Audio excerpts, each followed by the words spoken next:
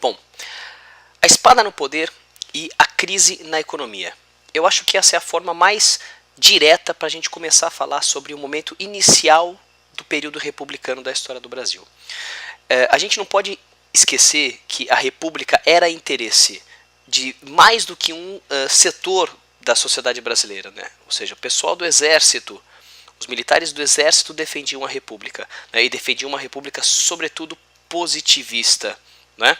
Assim como a galera do café também defendia a república, mas uma república liberal, não exatamente positivista. A indústria aparecia no projeto do exército, a agroexportação no projeto dos cafeicultores de São Paulo, principalmente. Ou seja, isso daqui tudo vai dar origem a uma enorme crise econômica, crise política, logo nesse início do momento republicano.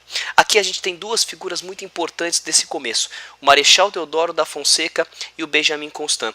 O Marechal Deodoro da Fonseca, líder do exército e do golpe da República do 15 de novembro. Benjamin Constant, positivista ferrenho, né? E o cara que vai articular, que vai idealizar, vai ser o mentor do golpe de 1889.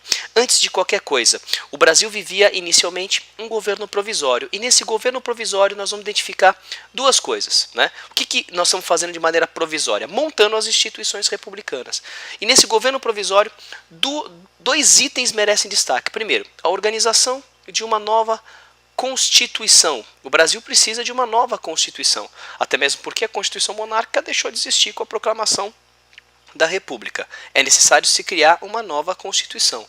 E também, nesse governo provisório, nós vamos ter um novo modelo econômico, né, que vai partir de um ministro convocado pelo Marechal Deodoro da Fonseca, que presidia o Brasil naquele momento. O ministro se chamava Rui Barbosa, e que vai ter aqui uma tentativa, nós vamos ter uma tentativa de industrialização, que vai acabar em crise, como nós vamos ver daqui a pouco.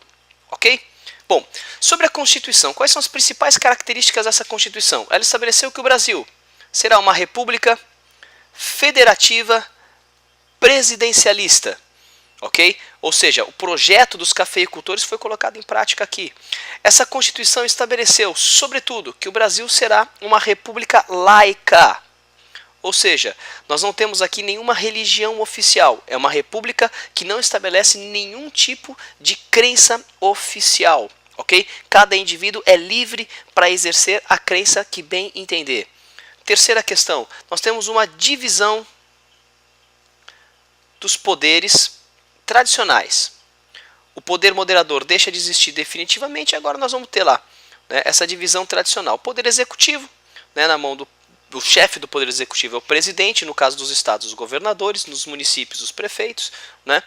O poder legislativo, né, os senadores e os deputados, e o poder judiciário dos juízes, ok?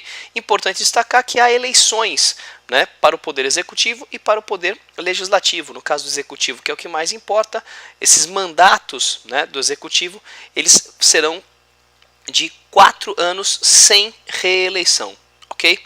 Bom, interessante colocar que dentro dessas eleições nós vamos ter o chamado voto universal.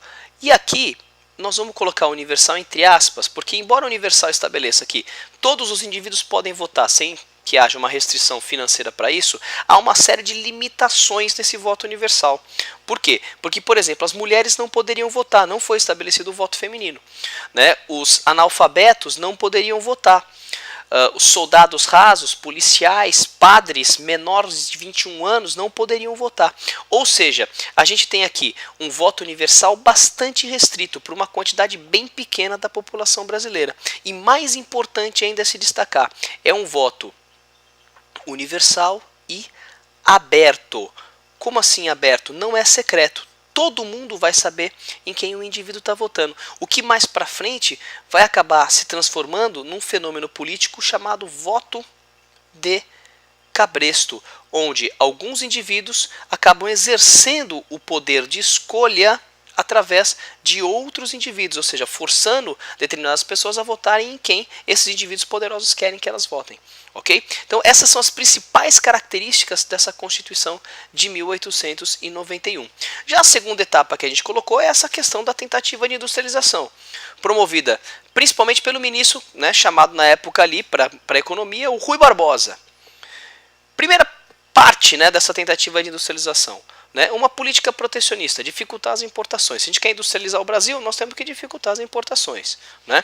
Incentivos fiscais e burocráticos para a indústria. Quem quer montar uma indústria vai ter facilidade, vai pagar menos imposto para isso e vai ser mais fácil para conseguir as licenças. Né? Empréstimos. O governo vai estabelecer uma política de empréstimos, tanto para financiar as fábricas como para crédito. Ok? Agora é interessante destacar.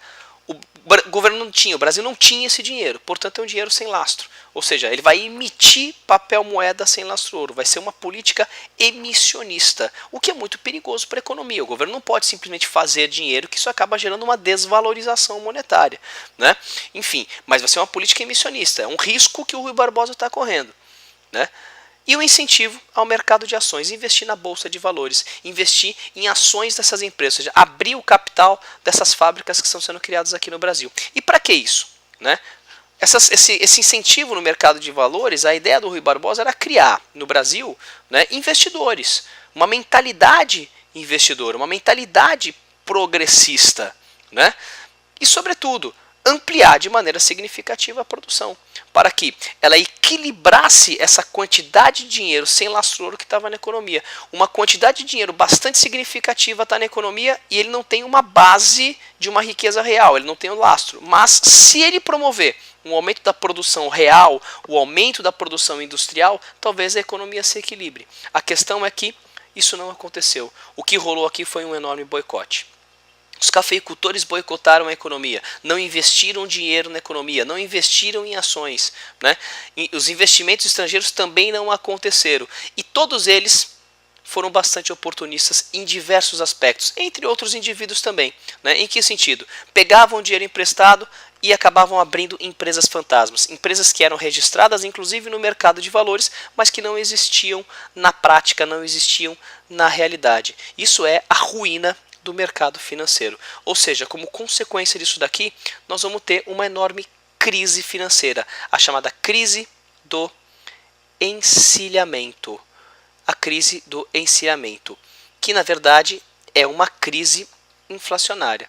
Nós vamos ter uma das maiores crises inflacionárias da história do Brasil aqui, a partir desse fracasso dessa tentativa de industrialização. Portanto, imediatamente nesse governo provisório, no comecinho da República, a gente identifica a promulgação da Constituição de 1891 e, como característica econômica, essa tentativa de industrialização fracassada, que terminou na crise do encilhamento, ou seja, numa enorme crise inflacionária.